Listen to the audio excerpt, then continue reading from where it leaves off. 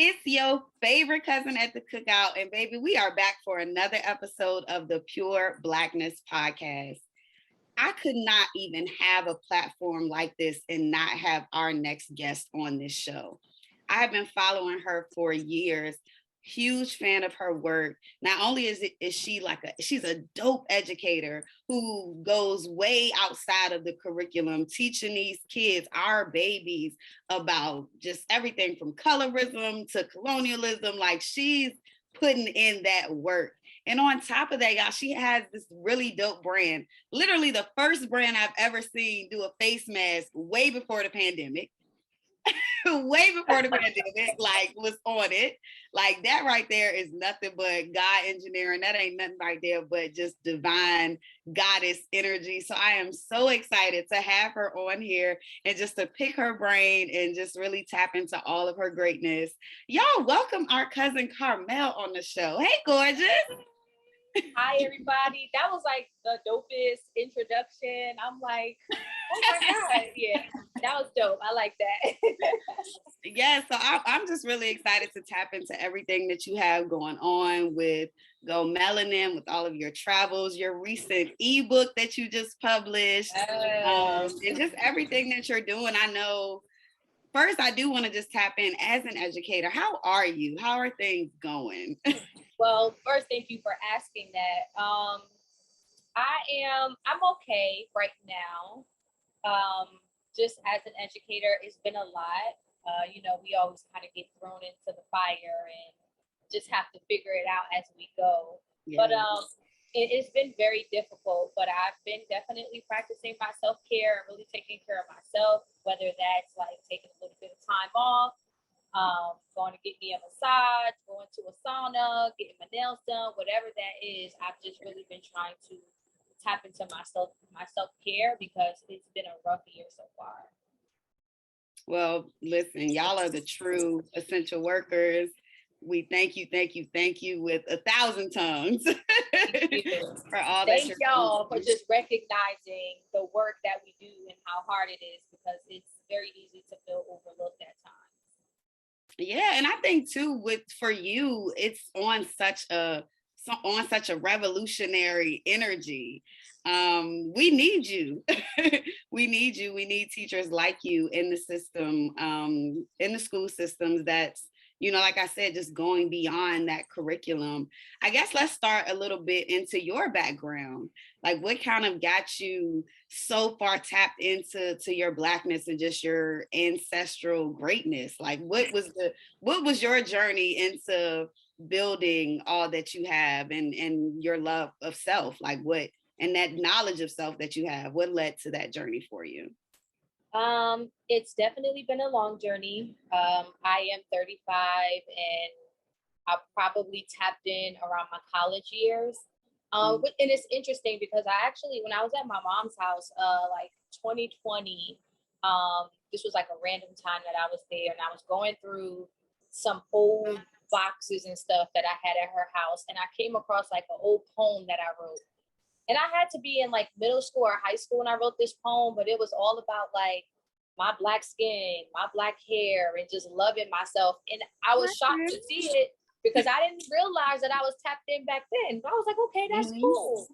But for me, consciously remembering when I started to tap into just like self-awareness as a Black woman was in college.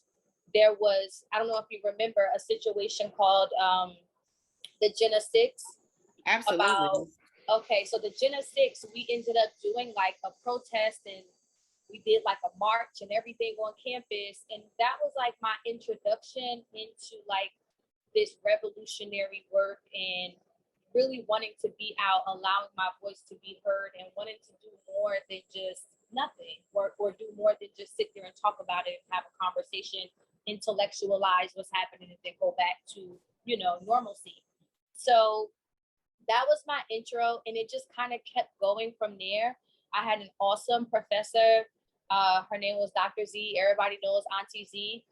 You want to know what's crazy? I was not a student at Virginia State, and I know her. You really? I know her, adore her. She has poured into me. and I have never been in one of her classrooms a day in See my what I'm life. saying?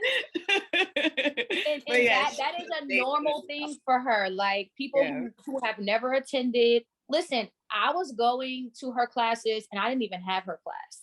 I wasn't even enrolled in her class because it would book, like her class would fill up so fast. I didn't have her class, but literally I would get up out of my bed and walk across campus just to go hear her speak. And that's how I became connected with her. And then I had summer school and I was like, yeah, I'm taking her class. And from there, she just like opened my mind to so many things. And, you know, once you start to learn history and you start to learn new details, you can't unlearn it. It just keeps going. And that's pretty much what happened with me. Everything just kind of evolved from there. I dug deeper to find out who I was, and they say the digger you deep, the blacker history gets. Exactly. And that's what I began to see in everything. I would say in the beginning of my journey, I was very what's a good word for it? Like very hard up about it. I wanted everybody to know and everybody to understand. It was like, why can't y'all see what's happening? Like, and you know, over time through my evolution, I realized it's not for everyone. And what I mean when I say that is everyone has to get there on their own. You know, we learn history and we learn the truth about things.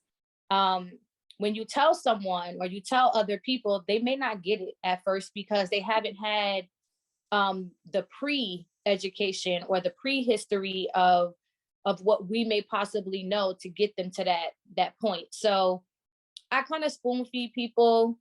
Yeah. And sometimes I may go hard just depending on how I'm feeling. But Yeah. I try to spoon feed people and not force it down people's throats because that's just not how people learn. And so it takes time. But that's kind of like my journey in summation. Yeah, it's funny because I know that there have been studies, of course, that show like there are 7 signs of grief. But for me, it's like I can't wait to like for someone to finalize the like 5 stages of Black consciousness, because that first stage of like you angry, like you just mad, Angry, yes, like yes. you angry, you just looking at everybody like, man, y'all sheep, y'all stupid. That's a real thing of, because like you said, you're unlearning so much. Yep. I always like to ask people who have, you know, been on the journey and have evolved within it, what's one of the most shocking things that you learned amongst this journey of like really learning our true history? What's the one thing that still to this day has you like, yo, that's crazy? Gosh, it's so much. So I've been reading this book called well, I haven't picked it up in a while because it's so heavy in the sense of like the information. It's called Medical Apartheid. In that book, I was reading it with a friend of mine because it's just the information hits you so hard. I always say that's not a book that you should read alone. Like you should have a bookmate so that y'all can discuss what you're reading because it is so heavy. But in that book, it talks about one particular part that stood out to me was VCU actually would dig up the dead bodies of Black people to experiment on. And, you know, Virginia State is right up the street from VCU. And so I'm like, dang, you know, they consider this such a prestigious school, you know, a prestigious medical school. And lo and behold, a lot of people don't know that they got to where they are because they were experimenting on our people, literally digging up their bodies from the grave to experiment on them. So that still has me in a chokehold because I'm like, there's so many things that we experience, but that right there just goes to show how there's a disregard for us as human beings, us as people, and it goes overlooked and nobody talks about it, you know? And then when you bring it up, it's like people can't really understand what you're even saying. And it's like, these are the facts. So that is one thing that I'm still like, and that book just talks about like the medical history overall. That entire book right there, I would say still has me like, wow, I can't get over how much stuff we've been through. We talk about the transatlantic slave trade. We talk about Jim Crow and segregation, but when we talk about the medical field, it is just as scary as everything else that we've been through. So, yeah. Well, now I have to ask the opposite side of that spectrum, because that's the thing about digging into our true history. Like you said, at times there are things that are it's so difficult to process. And there have been times where I genuinely felt the chokehold of my ancestors. Like, yo, I'm crying, like I'm physically sick, I'm ill, hearing the things that they had to go through. But now I have to take it to the opposite side. What's that one thing that had you like, I know that's right, that's my people right there? A positive thing that you have come across that has just inspired you and like been like, yeah, that's what's up. Yeah, that's easy for me. I went to the Black Stone Wax Museum in Baltimore, which a lot of people have gone to, but I've learned that many people haven't. In that museum, they have like this whole portion on a wall that shows you all of the Black inventors. Now, growing up in school, I wasn't taught that Black people had invented really anything except for like, you had peanut butter, you had the stoplight. George Washington Carver. Yeah, the same, Madam C.J. Walker for the hair products, no offense to those ancestors, and definitely sending them love and light as well. But there were so many Black inventors that we never learned. And so in the museum, they have, it's a list. It just keeps going.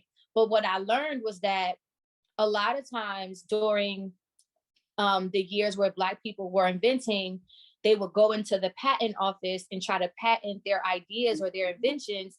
The white people that were working in there would deny it and then take that patent and give it to a friend or a family member or something. And then they would patent the idea. And that's how they were looked at as the inventor, when really they stole it from a Black person. Yeah. So for me, that was amazing because I learned it as an adult, but then I was able to teach students, middle schoolers, kind of like taking what I wasn't taught and passing that on to them at an earlier age and saying like, a lot of what you see around you was invented by a Black person. When you go home and you pick up a remote to watch TV, that was invented by a Black person. When you open your refrigerator, when you turn on your air conditioning, that was invented by a Black person. Like, know your power and know like the greatness that you come from, no matter what people may tell you or not tell you. So that, to me, that's empowering. And that is definitely something that I wear on my back. I love it. And you're absolutely right about the very limited ancestors that we are given, which that's why it's like, I am very grateful that growing up, I did get to experience a lot more in terms of what I was taught at a young age. Yeah. I don't even think that my dad meant to do it, but he kind of just was like, man, Black people invented all this shit. Like, that was kind of like his energy about it. And it was exciting to grow up and then finally get the actual information behind it. And I know for you, being in the education system, is it difficult for you to navigate that? Because I can't imagine that everyone is happy with the information that you're sharing. So like, what are some of the hardships that you've had to deal with kind of challenging the status quo? Like, what's that like for you? To be quite frank, I haven't had much of an issue. I think that's good. That's refreshing to hear. Yeah, I think with the school that I've been teaching, for the most part, since I've been there, they've been okay with it. They're very much geared towards social justice, even though they do have their flaws and there are things that they can work on as a school overall. But from the beginning, my principal at first was a Black man. He was here with it. Like, he was all for it. He did not mind at all. The principal that I have now, she also doesn't mind. So I haven't had any pushback, I would say, and not even really from parents. I've maybe had like one incident out of my 8 to 9 years teaching there, where a parent like didn't want the students to watch some movie. I forget what we were watching, but the principal stepped in and was like, no, they're going to watch it. Like it's history. They're going to watch it. And if you don't want that, your student to watch it, don't bring them to school that day, but they're watching it. So yeah, honestly, I've been lucky to just be able to go in my classroom and teach, like, and teach truth, and not like, I always say, I don't like to teach from a European perspective, but I like to teach African truth. Like I've been lucky enough to do that with my students over the years. So I love it. And that's the beauty about living in your divine purpose. You don't really get too much deviations from it because you're doing exactly what you're supposed to be doing. this is So true. that makes me very, very happy to hear. And speaking of just doing things that you absolutely are divinely purposed to do, I'm not lying to y'all. And I want you to clarify this because, again, I know we've been social media cousins for a while now. So I'm Wow. I remember seeing you post about Kente Mask. Like, when did you first, I guess let's start just to shift gears a little bit into your entrepreneurial side and your creative side. Yeah. When did you first start with GoMelanin, and how did you eat, like, when and what year was that? Because I know it was way before COVID. Yeah. And so this is like such a touchy topic for me now because, all right, let me go back. So I travel, and one of the staples for me with traveling was always to wear a face mask. Because you're on a plane for 10 hours possibly, or whatever public transportation, you're around a lot of people. And for me, when I would get on the plane, I would always feel sick after, whether it was like a minor cold, cough, sneeze. This is all pre-COVID. And so I was like, you know what? I need to wear a hood and I need to wear some type of mask because those germs just circulate on that plane while you're sitting there. Exactly. So I was just wearing the regular, the regular blue ones that we wear now. Like you can buy them in a pack from Walmart or wherever. And I would just wear those. And then I would say 2019. Yeah. I was just like, you know what? I want to take this to the next level. I want to create these masks where people can wear them but still feel stylish. And so like I started jotting down in my journal. I had all these ideas of the different ones I was going to make. And this is like, I would say October, I started generating the idea, October 2019. So because I was so committed, I was like, I'm going to learn how to sew. Because at first I was going to make them myself. So November of 2019, I started taking sewing classes. I made my first mask. They showed me how to do it. And I was like, all right, it's a go. So I was getting prepared for it. And me making it myself actually would have been too much. So I actually hired someone to basically create them for me. And I had all these different prints because my fiance had gone to Sierra Leone the year prior. And he brought back all this fabric that we were doing nothing with. So he was like, just use the fabric for your mask. And I was like, cool, like authentic fabric from the motherland. Like, this is going to be good. So the woman that I hired, she made like 100 for me. And, I sat on that for a little while. And then I started to wear them just so that people could see and start inquiring about them, just kind of building up the hype up around them. Right. And then out of nowhere, I started kind of promoting it. And then out of nowhere, COVID hit.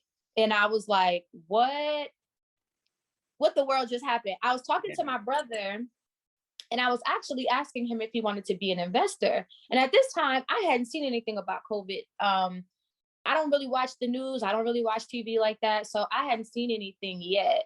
And he was like, oh yeah, these will be really good for what's going on in China. But it went over my head. I was like, yeah, okay. So you're trying to get in, like, right. whatever you talk about, China, what, whatever. I really didn't know what he was talking about. And then that's when it was like big news and everybody needed a mask. And people were hitting me up like, oh, my friend is a nurse. She needs like 1,500. And I'm like, I don't produce like that. Like I literally only had 100, but yeah. So it had to be God-given because again, I started October 2019, COVID hit, I would say like February, like March of 2020. Yeah, March 2020, yep. Yeah. And so I was just like, I just wanted to give people a mask to get on the train, on a plane with to protect themselves. And here we are. And so I say it's touchy because that was like for me, that was the staple of GoMelanin. And now it's kind of like this negative stigma around it. I don't even like wearing a mask anymore. It's just not fun. It's not cute. It's just not anything that I want to wear anymore. So I'm like, I know people are over it. I'm over it. And so I kind of feel like that took my brand down a little, just being transparent, because again, that was my staple. So I'm kind of veering in a different direction. I took a break. I took like a 6-month break and, you know, just trying to gather what I wanted to do with my brand and which direction to go into. I mean, it's travel. It's still something that I love. So there's so many things that I can do. I am grateful for the revenue that I did bring in between 2020 and 2021 and the opportunity. So it's not like, you know, a whole bad thing, but the mask thing it was a gift and a curse, put it like that. It definitely was a gift because it was like, wow, the ancestors was like, yep, I'm gonna put this on you and do what you need to do, bring in this revenue stream and take care of people. And the curse was just like, all right, this ain't it no more. So what's next? So that's the story. Gotcha. And I definitely appreciate you being transparent, because that's the part about being an entrepreneur, being a business owner that people don't get. Like to them, they're like, oh, you should, this is it. This is you. This is your moment. And it's like, not quite, like it's kind of having a different effect, but I really appreciate you being honest about that because a lot of people don't really see that side. But I also do want to give you your flowers though, because you have been able to pivot, and I love the content that you're providing now. The ebook looks super dope. To be honest, I love to travel. Arizona might not have been on my list until I saw put it on there. Everything you were doing. I was like, well, wait a minute, like that's cute. Like, oh, I think I would actually really enjoy that. So yes. Arizona is like for you with drafting ebooks, and is this something that you maybe will see you doing more in the future? Yeah, I really think that will be a part of my pivot, just creating like these travel guides for people. I've been to so many places and it's like I can just go back in the archive and just start drafting stuff and put it out there for people because, you know, they ask questions and people don't always know what to do. And sometimes, honestly, planning can be so overwhelming.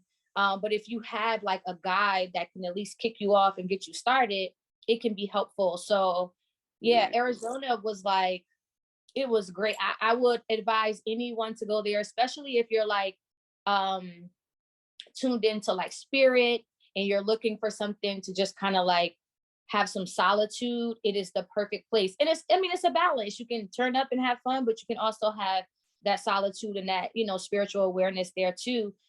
I absolutely love Arizona. And see, the thing with it is like now with, you know, the COVID mandates and everything, it's kind of forcing me to look at what we have here and saying like, all right, may not be able to go out the country right now, but what do you have here that you can experience and still get that feeling? And Arizona was that for me, because honestly, when you go there, certain parts don't even feel like you're in the US. That's how beautiful it is. Like you don't even feel like you're at home. So it's definitely a place I would recommend. And yeah, my pivot definitely will consist of putting out more ebooks and travel guides for people. It's important for me just because, like I said, I do love to travel. I'm definitely known to, you know, book an international flight as well. But that also, like, you're right. Like we do have to, like we all have to kind of readjust right now. But something that's always important for me whenever I do travel, I want to hear about a Black person's experience. Very much like with our ancestors when they needed, you know, the travel guide book of like where they could go. Like I kind of look at, you know, I know a lot of people usually have like a negative connotation about like influencers sharing their travel stuff, but like, no, I want to know what it's like as a Black woman in these spaces for you. Like, tell me what I should be prepared for. But I think what you're doing is great. I think that I know that it's definitely going to be successful, just like everything. So definitely Thank keep sharing you. that, because you have been some amazing places. Like, I Yeah. have to, what's your like top three of Oh, everywhere that you've been? God, I that gave is you three. so I was hard. gonna say one, so I give you top three. That is so hard. Because you know, like every place you travel has a different experience for a different reason. Yeah.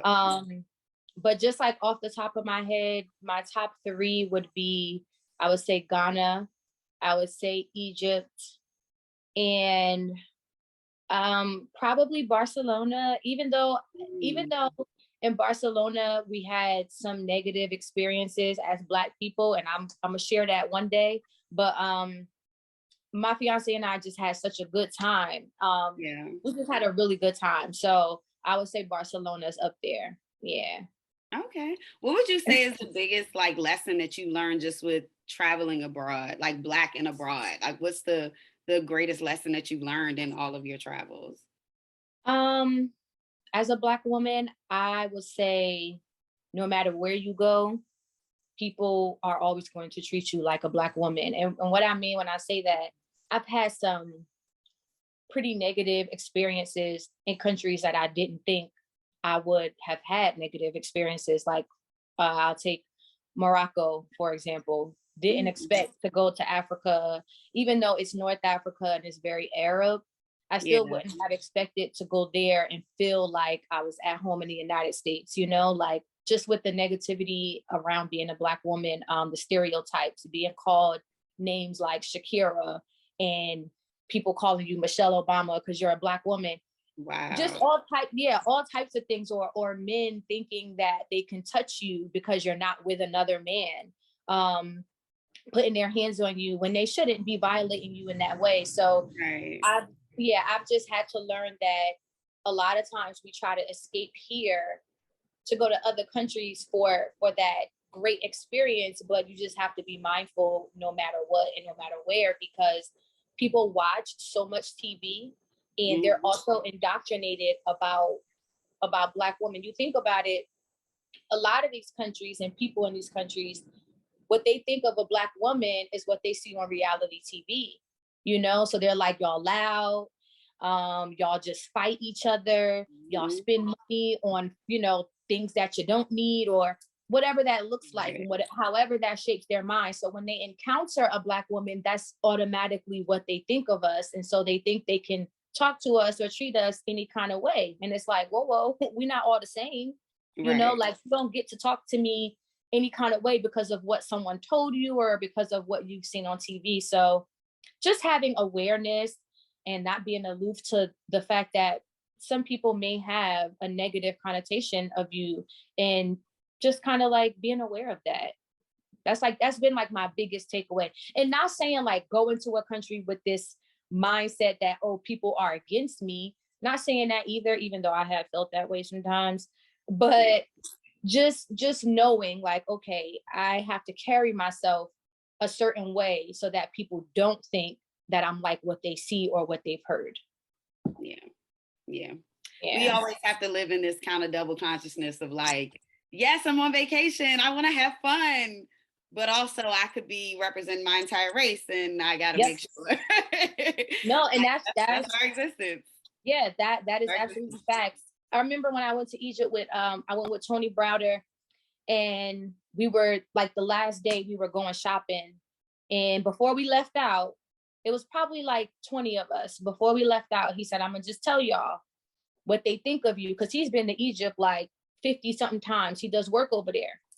And he said, I'm gonna tell y'all, this is what they think of you as Black men and women. And he just broke it down. He was like, as when Black women, they already think that y'all spend, he said, they believe that y'all spend the most money out of any other race on things that you do not need. So when you walk into the market, they're going to be on you. They're going to hound you because they already believe that you're going to be the one to spend all the money. Yeah. So, you know, it just takes for someone to break it down to you and tell you like, this is what you need to expect. And that's why, like, even in my blog posts, I try to put those little nuances in there just to let people know not to shape your mind around any country, but just know like these are some of the things that you may run into. My experience, your experience may not be the same as mine, but just giving you a heads up, you know? Yeah. And we definitely have to do that for each other. But you're not about to just skip over, like, yeah, I was in Egypt with Tony Browder. Like, we're not about to just do that. So let's circle back to that real quick. I'm trying to be modest. No, he is a legend, master teacher. Yeah. Like, wow. So, I mean, I guess to just speak to that journey of like, how you were able to link with him and travel and be a part of his work and all of that. Yeah. It's crazy because like I try to be modest, but I'm still like such a huge fan of his, and to be like working with him sometimes is surreal. But I learned about him. My best friend had given me a book from the Browder file, and she was like, you should read this. I read the book really fast, and I was like, I really like this author. I go to the back of the book, I start looking at his, you know, his history and other books that he's written, learning about him and his daughter Atlantis. And then I learned that he goes to Kemet every year. So I was like, dang, I would love to go on a trip with him and his daughter. And so at the time I wasn't, you know, making money for real. I wasn't even living in DC yet. I wasn't on my own yet. I had like just gotten out of college and went back home with my mom. So when I moved to DC, that was like one of the things I said I was going to do was meet him because I knew he lived here. And I started going to different events, and I would see him, you know, and say hello, exchange dialogue. That's the one thing COVID took away from us. He used to do some amazing events in the city, man. Like absolutely. And now it's like everything's virtual. Yeah. But yeah, I'm sorry. Go ahead. No, you're fine. Yeah, so I ended up meeting him in 2000, I want to say 14. He signed my book, and I was like, you know, your book is part of the reason why like my mind is, you know, so going into all of that. So he's like, you know, thank you. But he had other people, so I had to get out the way. Yeah. So fast forward to 2016. I was like, I'm doing this. Like I'm whatever I have to do to go to Kemet with him in the group, I'm going. And the ancestors and God made it possible for me to do so. And so I ended up going to Kemet for 2 weeks. It's what he calls a study tour. We go out, we'll go see the monuments, and we'll go to the different temples, and he'll talk to us about it. And then we would come back in the evening and he would do a whole lecture. I have a whole notebook dedicated to just that, just Kemet and the notes I took while I was there. And so, yeah, it was a study tour. It was great. I mean, the experience was just, he calls it, it was a metamorphosis. Like you're just coming into the knowledge and the history of Kemet and also coming into yourself. But when we got back, I was just like, I don't want it to just end there. I don't want it to be, oh, I went and that's it. Like, I want to continue the work. I want to help build whatever it is that he's building because I trust in it. I trust in him to bring this to our people. And so I wanted to continue to be a part of that legacy. And so I just stuck around. Like anything he needed help with, me and some other people that went on the trip, we would just be right there. And then he needed like a social media team because, you know, he's a little older. So, you know, it took him a little longer he was good on Facebook, but all the other platforms, he needed some help. And I was like, I'll help. So I've been able to become a part of his social media team and just, you know, like, he's like family to my fiance and I now. And it's weird because I'm like, I love Tony Browder. Like he is such, like you said, a master teacher, a master scholar. He's up there with all the greats. And it's like to be in that circle and kind of like learning under him is phenomenal. Like it's a great experience. Yeah. Like every time, and I love it because every now and then I'll just, you know, be scrolling on Instagram and I'll run across the clip of him like breaking down like, yeah, that monument that's in DC. So let me tell y'all where that's from. And like, I was like, yes, come on, master teacher. Right. The way he it. speaks, it just always gives you this feeling like, I need to know more. I need to learn more. Like, I love it. Because I definitely will say that's what drew me into him initially is just write it out and make it plain. And I feel like he does that so beautifully, and just like it still has that eloquent way to it now, because he's a very intelligent man, but it's just like it's not a lot of like fluff, and I don't feel like I'm being talked down to ever. Like I don't feel like I'm ever being like shaded because I don't know this already. Right. And that's why it's like anytime he would do anything in the city, I was there.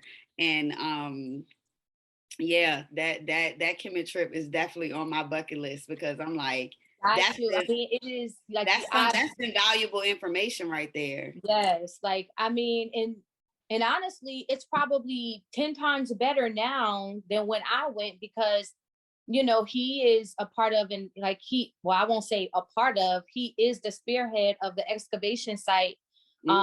He and his daughter Atlantis are the first Black people to excavate in Egypt. Like that is major. They're going to be opening up a whole center. I want to say 2024 or maybe 6, but this will be the first thing that is for us, by us, you know. Right. And the fact that he's like in charge of that, there's just so much that we can learn from that experience, and people going, you can go see what's happening. You can be a part of what's happening. And what I would say, be a part of history. Yeah, definitely. Yeah. I mean, let me start putting my coins and pennies to the side right now. Come on, put them I need to be in the number. I need to be there for that. Like seriously, put them together. It's pricey, but like, you know, we spend money on so many different things. Yeah, that is definitely one of the things. I mean, anybody can go to Kemet, like, but it's a matter of, do you just go and look at some stuff and be like, oh, that's nice, or do you go and get the hardcore facts and have an understanding and an understanding of what you're even looking at? It hits you a lot harder when you know what you're looking at, and like, you know, where you're standing and what was here before you step foot. I still have my I wore these black Converses the whole trip. I have them bagged up. Like I plan to get like a little box, one of those clear things to put them in. Like I've never worn them again. I just felt like I was on sacred land, and I was like, I'm not wearing these shoes ever again. Like they're just bagged up in the room. That's right. Like, DC soil could never. Could never. No, I feel that. I would probably be the exact same way, honestly. Yeah. I feel that. With so many amazing things that you've experienced, with all that you've done, with the amazing just brand that you've created surrounding who you are and your company, what can we expect in the next 5 years? I know that's kind of difficult to ask everything that's going on with COVID. So that is a tough one. I know that's a tough one, but it is something that I do like to ask, just to just kind of help people tap into some optimism and something to look forward to, and something that they can manifest for themselves, honestly. So, you know, in the next 5 years, what can we expect? Like, no, because this is my thing. Like, this is what I'm manifesting for myself, manifesting through y'all. I'm like, somebody's gonna do some really, not somebody, a couple people are gonna do some really dope shit, right? And they're gonna be like, you know, in 2022, I did this podcast and I said I was gonna do XYZ, and I did it. And it's gonna be my podcast they said it on. And I'll be like, yes. So that's true. Y'all manifested through me. No, that's true. That's true. And we can go back to the archives. Exactly. 5 years from now, I really, for one, I want to be a full-time entrepreneur. Like, you know, I'm still working my 9 to 5, so I still have to answer to someone. But in 5 years, I don't want that to be the case. I want to be working for myself and doing something that I love, which is continuing to travel, but also bringing those experiences to other people and having them come on those journeys with me. I'm trying to get to Tony Browder status where I'm like bringing people on these trips and teaching them what I've learned and teaching them the history behind where they are. Not just, we can party and have fun too, but like just a little more cultural when we are traveling, being more intentional about it. So that's where I really see my brand going. Also just helping people put trips together just from the insight that I've gained over the years, being to use that to say like, here, this is what I know, and this is how I can help you with your travels and what you want to do. Hopefully I'll have connections and have built rapport with other businesses and networks in different countries. I know people that like, they have these connections where they can call up somebody in a country in Africa and be like, hey, I want to bring some people to X, Y, and Z. How much would it cost me? Like I want to get to that level. And we can call it Carmel consults or Carmelanin consultants, anything of that nature. But, and then, and not just me, like I would love for this to be something that my fiance and I can do together, where we're kind of like building our own unit with our family and making this like a family thing. Because we bounce ideas back and forth off of each other all the time. And I think we would make a really good team. We already do, but in the essence of traveling and bringing people in, like I think we would make a really good team. So hopefully in the next 5 years, that's where I am. So we can go back to the archives and be like, yep, she did it. No, that's amazing. That's definitely something that I would be a part of. That's something you could sign me up for any day. Because I know that in addition to, like you said, like enjoying and the turn up and the good food and all of that, it's like that's something that just speaks to my soul. I want to know what happened here. What people were here? What were those people like? Like that's me anywhere I go. Like I'm like, so what? Okay, so your great grandma owned this house? Like that's me. And anybody's like, this is nice. Your family owned this land? Like that's me. Yeah, great grandmother. Oh, okay. They be like, why she asked the same way? Like, that's just who I am. So I get it. And I definitely think that would be something that's beneficial.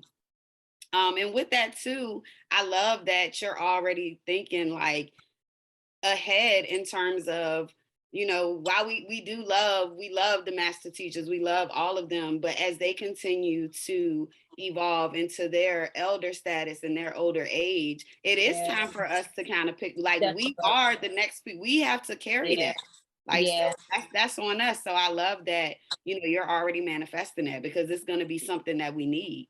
We're absolutely gonna yeah, no, I totally agree. Because and when I listen to like Tony talk, he always tells the story of those that came before him and who he studied under and the things that they were doing, and that's pretty much what he did. He followed in their footsteps, of course, on his own path, but he followed in those footsteps and made it his own. And I think it's important that we give the respects to our elders and those that have come before us and our ancestors and continue on the work while still keeping it genuine to who we are as well. But yeah, like that is a path that I would love to walk down, because I think about what he brings to so many people of from different walks of life. I mean, these are people from all over the world, not just the United States. There's people that are like in West Africa, people who are in Australia, people who are in Asia that are like, how can I come and be a part of this tour that you're doing in Egypt?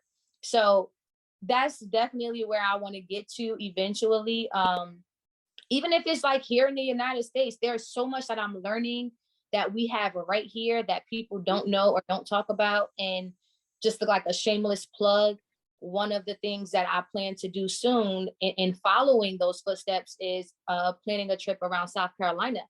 And a lot of people would be like, South Carolina, it's so people much. Would be like, why? So deep. Right. But there's so much history there that people don't talk about yet, that I really, really want to expose our people to and just kind of like shine that light on some of the things that are right here under our noses that we don't even pay attention to. So that is coming soon. That is coming soon. I'm definitely looking forward to that, because I think a lot of people just recently have even tapped into just like the Geechee culture. I think that's something that a lot of people didn't even know. And the fact that it's not, I mean, granted, they are very much still present, but they, even with everything, the impact that they've had, they should have a way wide, like there should be a wider knowledge of all that they've contributed. And it's a lot of people that have not even heard of it before, when it's like, it's so much of what we do and what we say that's influenced by it. Like, especially here in Virginia. Like it trips me out. It trips me out, especially being a country girl. I'm like, what is the origin of why we say that like that? Come to find out, girl, somebody great grand something with Geechee. You know what I'm saying? Like, it's like very true. And that's really what I want to be. I want my trip to have that in there as well. Like, because you think about it, we grew up on Gullah Gullah Island. We grew up on the show. And we grew up on that whole we didn't realize, like, this is real. Like, Gullah Gullah Island was actually real. Binya Binya Pollywog. Like, it's the reason why they called him Binya Binya. Like, and as an adult, I kind of learned what that was. And I feel like a lot of people don't know, or even the connection of why there were so many Gullah Geechee people in South Carolina. Like, what was that connection to the transatlantic slave trade? Like, why were they brought to that particular region? And why do their roots stem back to Sierra Leone? Because most of the Gullah Geechee people, if you ask them, or if you do research, a lot of them trace back to Sierra Leone. There's a reason for that. So people don't know that in South Carolina, you have a whole little small African village, that practices Yoruba. It's so much that, I want to expose to people. So that is, definitely one of the things that I want to put together. And, whoever is down for learning some history and wants to come along, I'll be glad to have them. I love it. I love it. I already know that that's going to be a huge success. I'm here for it. So for anyone who is tapping into their consciousness, they might still be in that first level that we talked about earlier, where they still mad at everybody. Right. What is some positive feedback, some affirmation, something that you would give them from someone that's in your space, where you have evolved so beautifully into your journey? What advice would you give someone who's just starting out? I would definitely say be open-minded, take it slow, because the more you learn, the more it hurts. That's just the honest truth. When you start learning like the actual history of our people and the conditioning that we've experienced for so many years and we're still experiencing, it can tend to hurt you a lot. So I would say be open-minded to receiving, but also just take it slow, little by little. Don't put so much on yourself at once. And then, I feel like people don't read as much, but that is really what helped me a lot. Of course, watching YouTube videos too, here and there, but just picking up books and reading. We know the cliche saying, the best way to hide information from a Black person is to put it in a book. Like, we have to debunk that and really get back to picking up books of our elders and these master scholars and reading what they have to say, because there's so much information there. And don't stop there. Like, once you read a book and you get some research, go research some more. Like, always research. Never take what somebody says, even if it's me, an elder that you're really into. Always do your own research and find out yourself in depth. So that's definitely my advice that I would give. Just take it easy, but strive to learn the truth, because a lot of what we learn, it's lies. Not to scare people, but it's a lot of lies. It's whitewash. It's so many things left out. And share. Like, I think with that evolution piece, we get to this point where it's like, oh, I know it all and I'm not going to share it with people because I know it all. But it's like, we don't get anywhere if you just hold on to it. So share, like when you start learning things, share it with other people, build cultural circles. Start doing things where maybe if you are reading a different book, invite somebody else to read it with you. And while you're building those cultural circles, have dialogue, have discourse, talk about like what it is that you're learning so that you don't feel alone in a process. And you're also helping other people go through that journey too. I love it. I love it. If y'all want more of this just type of energy, if you need more of this in your life, please tell them where they can follow you, how they can support you, where they can find you, all that good stuff.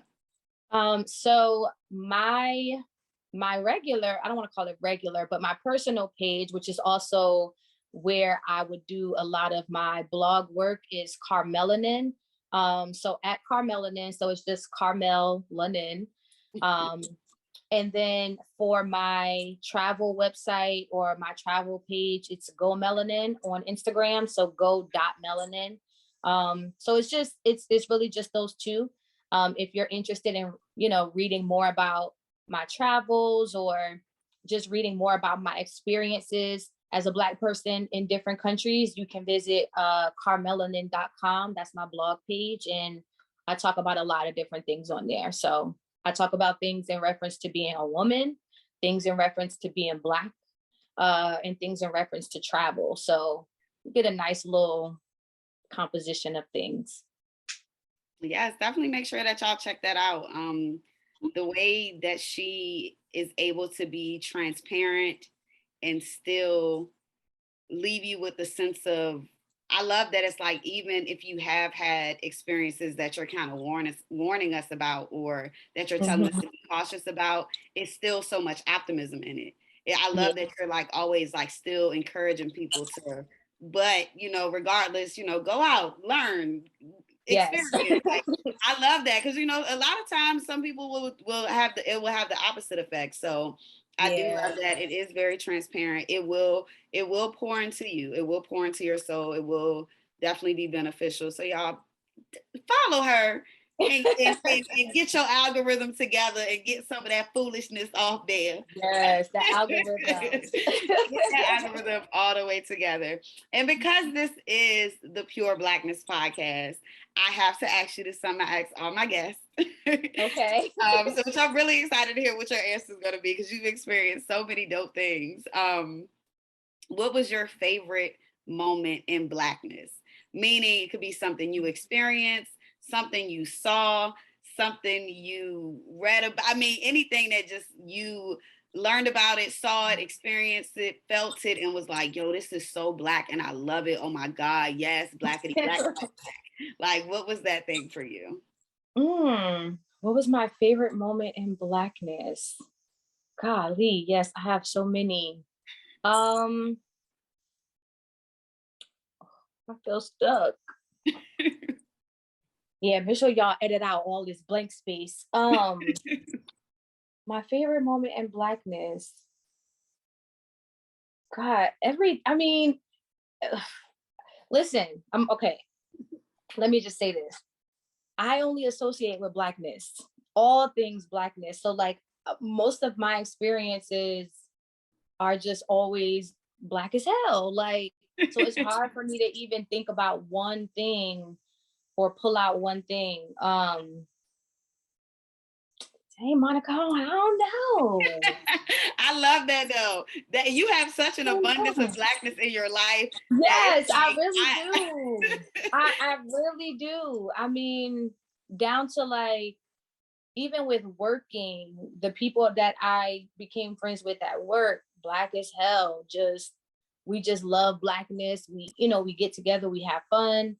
My friends, like everything. I don't know. I really don't have like one main thing. I really got to think about that. It's forcing me to think about it. Like, what's that one thing? And on that note, let's take a quick break. At the intersection of Blackness and everyday life, you will find the experience that is the Pure Blackness podcast. It is Black-owned, woman-owned, veteran-owned, and operated by a collective of Black women who are dedicated to amplifying Black voices. If you would like to support our mission, please DM us for advertising and sponsorship opportunities. You can also donate on the Anchor link. Thank you. What's yours? Give me an example. Maybe I can like pull off of something that you might give. Because now I'm thinking, like, what is it for me? Oh. See, you stuck too. I tend to have a new one each week, but for me, okay. Because like I said, it can be something from your past, so it doesn't have to be something present. And I know for me, when I think, because I had an uncle that just recently transitioned, and one of my favorite moments in Blackness with him is just all of the just Black. I don't even know what to call him, like all of his little sayings, all of his just the way he would just speak life in his like own little way. Like it'll be like stuff like ain't no fun when the rabbit got the gun. Like, what does that mean? Like just his little own personal proverbs that he would make up. Ain't no fun when the rabbit got the gun. Like he would just be saying the craziest stuff, but always uplifting though, always like everything. So that's like my favorite thing. And just of course, like just his whole energy of like he was the uncle that was on the grill with the sandals on. like he was that uncle and like always the first one in the middle of the floor dancing all around. Like, that was him. So for me, it's like, oh, that's one of my favorite moments for this week. I would say, of course, like taking it back to the youth and them being the future. My niece, she had a situation where we were like at a park and a little girl who was not Black asked her like a question around her hair, like, why is your hair like that? Or why is it so nappy? She asked her something along those lines. And, you know, to hear my niece try to like say, you know, she didn't say I hate my hair, but it was along the lines of like, I wish I had hair like you. And that crushed me, like, because no, we don't do that. We love everything about who we are. But to see her in her childhood essence without an adult, because I was watching from afar. So I feel like if I was there, she would have said what I wanted her to say. But to see, like, to hear her answer when I wasn't up close was like, wow, this is how a lot of our kids feel about themselves. And that next week, I plan like a whole Black week with her. So there's an exhibit here called the Black Hair Experience. Have you heard of it? Yeah. So they were right there at the harbor, and I bought us some tickets. Some of my other friends decided to come, and I did her hair like real big, and we went in there, and she just loved it. She loved everything that was in there. It was very nostalgic for me, but to see her light up because everything that she saw was a reflection of her, it made her feel good about herself as a Black child. And then I'm so grateful because my friends that came, they were in there lifting her up. They bought her gifts. They were telling her how beautiful she was. So for her to be around like a bunch of Black women, to also see a reflection of herself in this entire museum, I could see the difference in her confidence. And so that was like a highlight for me from last year. So I will leave it at that. Just definitely pouring into our children and letting them know, like, you're beautiful no matter who you're up against. You are who you are, and you're beautiful. And that's just that. You don't need to think or feel like you want to look like anybody else that isn't Black, you know? So yeah, I got my moment. I love it. And I think I'm just over here, like my heart is just like fluttering because I remember that moment as a young girl myself, where I remember the day like that I was old enough to go to the hair salon with my mom, and it's nothing but Black women in there. And they all dress nice and they smell good and they're talking. And everyone just was so like intelligent and witty and like I legit felt like I was in like a sitcom. Yeah. Like, oh, this is like TV. And it was just and to be around all of those Black women as a young Black girl, and they're telling me like, oh, you have such pretty, them beautiful eyes. But in school, I'm literally like, everybody like, oh, the looking frog, everybody, kids. Right, So right. that was the first time and I will never forget that moment of like being around other Black women as a young Black girl, and they were pouring into me. So I love that, like, when she looks back and she thinks about like, oh yeah, that time we went to that like museum thing, and like, you know what I'm saying, like that's gonna be a memory in her childhood, like I Yeah. guess to Rolodex. I love I that. hope so. Just how you were able to look back, I hope she's able to do that too. And I hope it continues to carry her. Like it was a very uplifting, positive moment. So I'm grateful for the Black hair experience. I'm grateful for my friends, and Yeah. it takes a village. And so even though I'm her aunt, I'm still her aunt, her mom, her sister. I'm all of those things for her. So to be able to do that, it meant a lot. And so those are one of my greatest Black moments. Yes, I love that. I love that. And I just want to say again, everything that you're doing on the day to day, working with these babies, teaching them their true history. I had read something where you said, like, I'm going to teach you who you are, or something like that. And I That's was my like, job. I'm That's like, my job. yes. That Like, is I that love is that. my that's my God-given job. Like I just had a friend tell me last night, because I've been kind of thinking about stepping out of education and into something else. And he's like, Carm, you're gonna be a teacher regardless. Like just Mhm. because you're not in that setting doesn't mean you stop being a teacher. Like that's always gonna be a part of who you are. You're always gonna teach people. So, you know, Yeah. I receive it. I definitely receive it. Yeah. Oh, it's on you heavy. I mean, you can try to run from it, but it's on you. I'm not. I'm not even trying to run from it. I love Yeah. it. And it's such a blessing. It's such a gift. We are honored that you were able to join us on this platform and Thank teach in all you. of the ways that you did. Even in just speaking on your life experiences, you are teaching, and we are learning just by just listening to you speak, just listening to you orate about your own just everyday life. Like that in Yeah. itself is how I know, like, that's your divine purpose, like, all the way. And I'm super I excited to appreciate see it. everything you have coming down the road. You have our full support. Please make sure that y'all follow her, comment, like, subscribe, read, all those things, All share, that, all all that, all that, all that, that. and shop. Do whatever needs to be done to keep her going and support her efforts. Of course, I'll put all this information to contact her in the bio, and we'll, tag her and all that good stuff. But I do want to thank you again for being here. Our No, new thank amazing you. cousin, Thank Carmel. you. It just goes to show, like, you never know who's watching you. And I've definitely been in a space where I feel creative, but I haven't been motivated to create. And just knowing that people are watching you, or people are, pushing you to move forward, is definitely appreciated. So I thank you for seeing me and having me on, like inviting me on. I really appreciate that. So thank you. No, definitely. Watching and supporting in everything that you do, because I really see just the benefit of it. I see it. I see the change in it. Like seeing, I love the videos that you post in your classrooms, and I'm hearing these babies.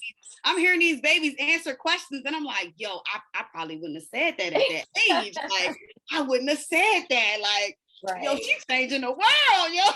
Like, I be so hyped. Like, I love the kids. I'm like, yes, it's happening. It's I happening. know.